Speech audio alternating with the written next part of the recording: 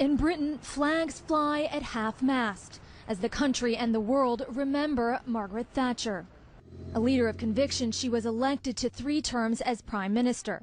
During that time, she transformed Britain's political and economic landscape and helped to end the Cold War. News of her death broke Monday around midday. Margaret Thatcher, the former Prime Minister and the first female Prime Minister of the UK, has passed away. Hat Außenminister Westerwelle über Margaret Thatcher Her image gesagt. soon flashed across screens around the world. There were also tweets, thousands per minute, as word spread. Here outside her home in London, people are laying flowers and notes of remembrance. There's also a bottle of milk, seemingly a reference to her time as the Education Secretary, her unpopular plan to cut free milk at schools, proof that even in death she remains a controversial and divisive figure in this country. I think when she was in power, I don't think the country respected her for what she was.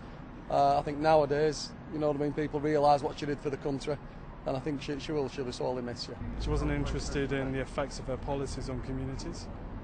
And she laid waste to whole parts of the UK. For over a decade, she called Downing Street home, and with news of her death, leaders from around the world talked of her legacy. Margaret Thatcher took a country that was on its knees and made Britain stand tall again.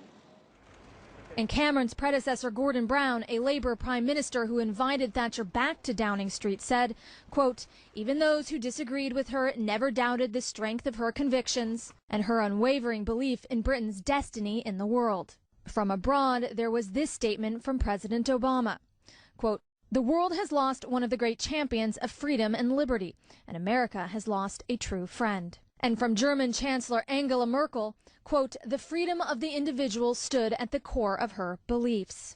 But there are many who never forgave the Iron Lady, among them Gerry Adams of Sinn Féin.